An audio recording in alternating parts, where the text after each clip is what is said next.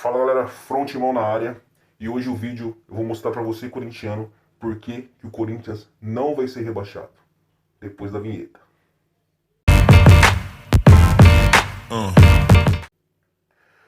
Bom galera, a gente sabe que tem muito corintiano preocupado com a atual situação do Corinthians. A gente sabe que a situação não é fácil. Os próximos 9 jogos vai ser uma guerra. E o Corinthians precisa ter um bom desempenho para conseguir ficar na primeira divisão, o que vai ser muito difícil. Mas hoje esse canal vai ser o canal que vai mostrar para você mais detalhadamente por que o Corinthians não vai cair. Por que o Corinthians não vai ser rebaixado. Hoje eu vou tranquilizar você, corintiano. Hoje você vai encostar a cabeça no travesseiro e vai dormir bem.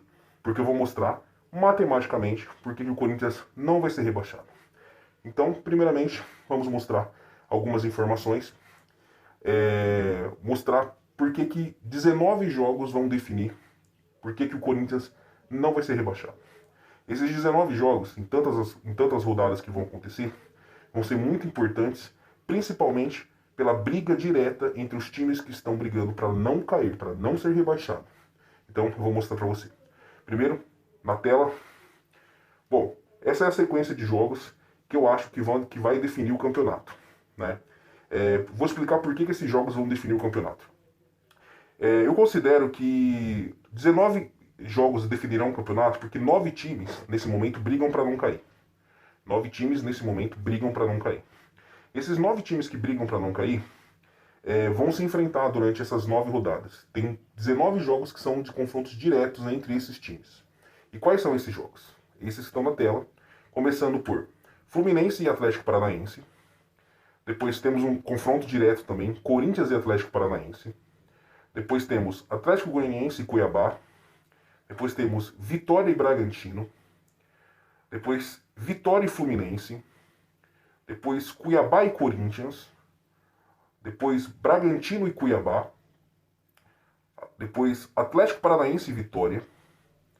Depois nas próximas rodadas Vitória e Corinthians. Depois teremos Atlético Goianiense e Bragantino.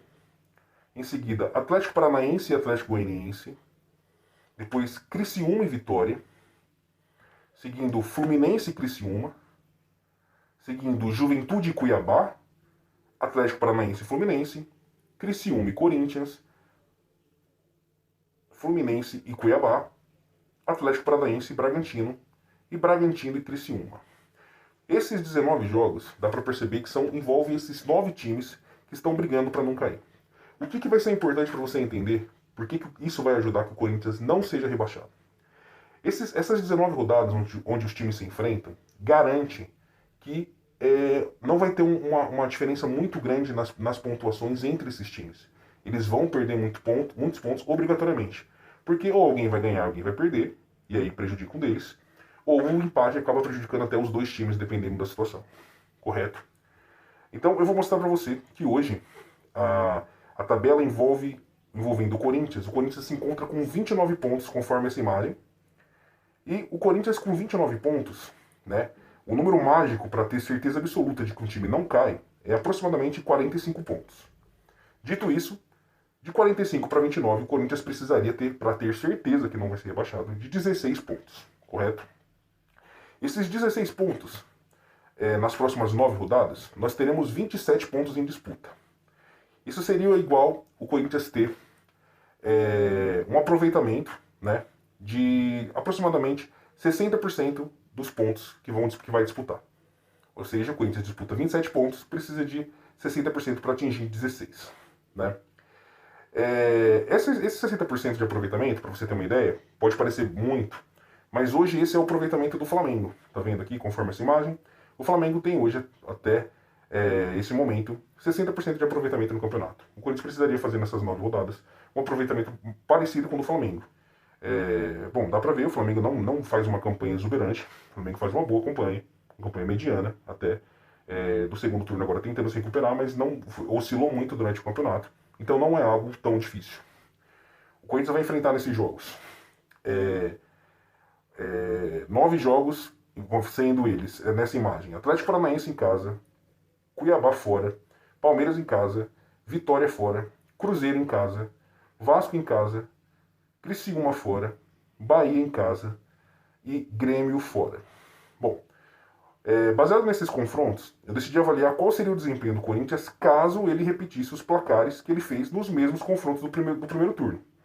Ou seja, se repetisse os placares que o Corinthians conseguiu no primeiro turno, qual seria a pontuação do Corinthians hoje? Qual seria o aproveitamento?